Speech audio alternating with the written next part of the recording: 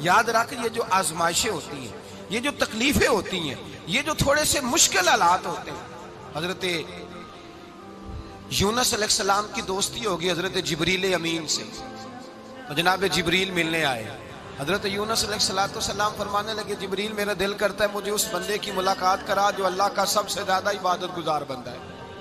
حضرت جبریل امین لے گئے دور فلسطین کے علاقے میں، اور لے جا کر ایک بندے سے ملاقات کرائی جس کی دونوں آنکھیں بھی کوئی نہیں تھی، دونوں بازو بھی کوئی نہیں تھی، دونوں پیر بھی کوئی نہیں تھی، اور اس بندے کی زبان پر لفظ بڑا کیا جاری تھے، یا اللہ تیرا شکر ہے، یا اللہ تیرا، بول کے کہیے یا اللہ تیرا، اے اللہ تیرا شکر ہے.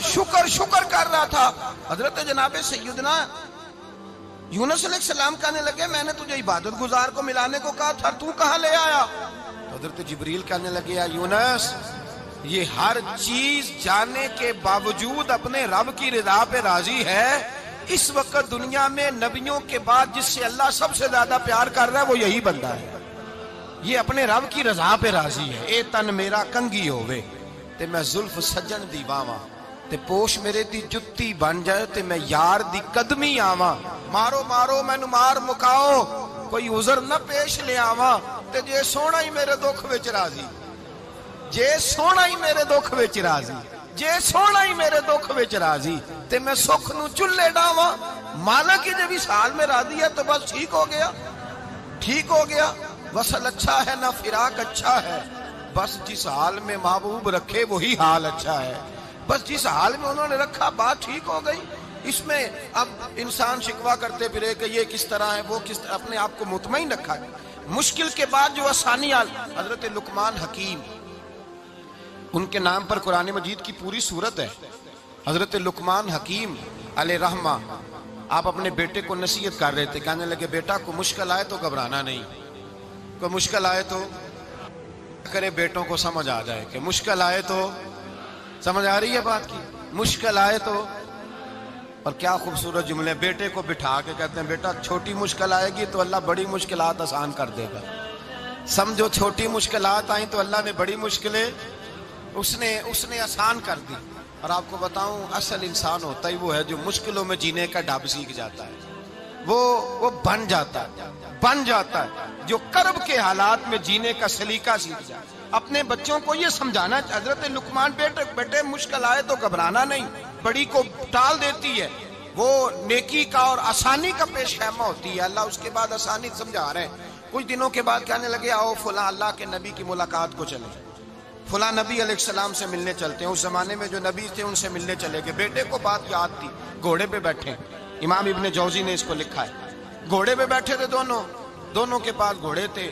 اب رستہ بہت زیادہ تھا، کھانا ساتھ لے لیا، پانی ساتھ لے لیا، رستہ لمبا تھا، صحرا کا علاقہ تھا.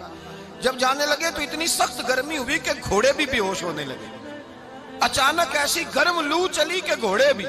اب دونوں باپ بیٹا جو تھے وہ بڑی جوش میں تھے کہ جانا ہی جانا ہے. گھوڑے سے اتر کر کے پیدل چلنے لگے. اب پیدل چلتے چلتے ذرا آگے گئے تو اب گرمی میں جتنا بندہ پیدل چلتا ہے اتنا پیاس بھی زیادہ لگتی ہے. تو پانی پیتے رہے، کھانا کھاتے رہے، کھانا پانی بھی ختم ہو گیا. تھوڑا آگے چلے نا، اس قدر تکلیف بڑی کہ حضرت جناب لقمان کے بیٹے کے پیر کے اندر ایک ہڈی پیوست ہو گئی. اتنی بڑی ہڈی تھی وہ اندر ہی چلی گئی، پیر خون کے فوارے گرنے لگے. بیٹا بے ہوش ہو گیا. حضرت لقمان اس کے سرانے بیٹھے تو بیٹا تھا نا، آنکھوں میں آنسو آ گئے. بیٹے نے آنکھ کھولی تو کہنے لگا ابا جی آپ تو صبر کرنے والے ہیں، آپ رو رہے ہیں. فرمایا بیٹے میں کیا کروں، میرے سینے میں جو دل ہے وہ ایک باپ کا دل ہے. تو باپ جو ہوا تیری دکھ پر رونا آیا. بڑی مشکل سے دانت کے ساتھ ہڈی نکالی، ہڈی نکلی تو خون بھی چلا. صاحب زیادہ کہنے لگا حضور آپ نے تو کہا تھا ہر مشکل کے بعد آسانی ہوتی ہے، اور چھوٹی مشکل دیکھ کے اللہ بڑی سے بچا لیتا ہے، تو ہم تو اچھے کام چلے تھے، مشکل پہ مشکل یہ کیا ہے؟ حضرت لقمان کہنے لگے بیٹا نہ تو رب کی حکمتوں کو جانتا ہے نہ پوری طرح میں جانتا ہوں، لیکن جو میں نے کہا تھا وہ بات سچی ہے. فَإِنَّ مَعَ الْعُسْرِ يُسْرًا إِنَّ مَعَ الْعُسْرِ يُسْرًا. اللہ ہر مشکل کے بعد آسانی عطا فرمائے گا. اور فرمایا میرا ایمان ہے کہ ضرور عطا فرمائے گا. یہ بات کہہ رہے تھے کہ سامنے سے دھواں اٹھا، اتنا سخت دھواں اٹھا کہ آپ نے سوچا شاید وہاں بادیا وہاں جاتے. وہاں چلنے لگے تو پیچھے سے کسی نے آواز دی ٹھہر جاؤ رکو، وہیں رک گئے. تھوڑی دیر گزری تو کہا رک جاؤ. جب رکے تو ایک بولنے والا بولا، کہنے لگا تمہارے لیے تھوڑی دیر کے بعد جانوروں کا بندوبست کر دیا جائے گا، کھانے کا بھی بندوبست ہو جائے گا، بچے کا پیر بھی صحیح ہو جائے گا، چلے جانا، لیکن ذرا ٹھہرو. حضرت لقمان کہنے لگے بولنے والے تو کون ہے؟ تو کہنے لگے میں اللہ کا فرشتہ ہوں، میں اللہ کا فرشتہ ہوں. کہا اللہ کے فرشتے اور یہ سارا کچھ کیا ہے؟ تو فرشتہ کہنے لگا اصل بات یہ ہے کہ سامنے بستی پر مجھے عذاب نازل کرنے کا حکم ملا تھا، آپ بڑی تیزی سے آ رہے تھے، میں نے رب سے دعا کی کہ اللہ اس باپ بیٹے کی غلطی کوئی نہیں، مہربانی فرما. رب نے پہلے آپ کو صحرا میں الجھایا، پھر میری دعا کی برکت سے آپ کے گھوڑے ٹھہر گئے، پھر میری دعا کی برکت سے آپ کا پانی ختم ہوا، پھر میری دعا کی برکت سے آپ کے بیٹے کو زخم آیا، پھر میری دعا کی برکت سے سامنے سے دھواں اٹھا. فرمایا یہ جو تمہیں مشکل پہ مشکل آ رہی تھی یہ تو میرا رب تمہیں عذاب سے بچانا چاہ رہا تھا، یہ جو تمہیں مشکل پر مشکل آ رہی تھی تو میرا مالک تمہیں عذاب سے بچا رہا تھا، تم سمجھ نہیں رہے تھے. حضرت لقمان نے بیٹے کی طرف دیکھا تو بیٹے کہنے لگے ابا جی بات بالکل سچی ہے، افضل الذکر لا الہ الا لا الہ الا، اور پھر پڑھنے لگے حسبنا اللہ و نعم الوکیل نعم المولا و نعم النصیر. یہ ورد ہونے لگے. بھائی جب تجھے مشکل آتی ہے، آزمائش آتی ہے، تو اس وقت سمجھتا ہے پتہ نہیں میرے ساتھ کیا بننے لگا ہے. اللہ تبارک و تعالیٰ چھوٹی مشکل دے کے تجھے بڑی سے محفوظ رکھتا ہے، چھوٹی بیماری دے کے تجھے بڑی سے محفوظ رکھتا ہے. بلکہ میں ایک دفعہ ایک تکلیف میں ایک آزمائش میں مبتلا ہو گیا تو میں نے اپنے حضرت سے کہا کہ حضور سارے دکھ کٹھے ہی آ گئے، کیا کیا جائے؟ تو آپ فرمانے لگے بڑے خوش نصیب ہو، جوانی میں اللہ نے دکھ دے دیے، بڑھاپے میں آئے تو برداشت نہیں ہوتے، یہ تو بڑے وقت پہ آ گئے، شکر ادا کرنا چاہیے، اس زمانے میں برداشت نہیں ہوتے، اب آسانی ہے، ان کو برداشت کرو، ہمت کرو. میرے بھائی یاد رکھیں آزمائشیں تکلیفیں آپ کو بڑا کرنے کے لیے آتی ہیں.